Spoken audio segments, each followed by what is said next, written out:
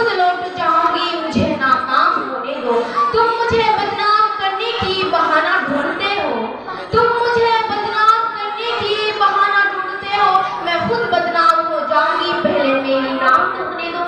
इस शहर के साथ साथ मैं आप हज़रात के सामने इस सालाना प्रोग्राम में एक इंग्लिश तकरीर पेश करना चाहती हूँ जिसका नाम है annual function. Good morning one annual principal, one annual teacher, one annual friends and my dear friends and my dear student. My name is Shamma Parveen.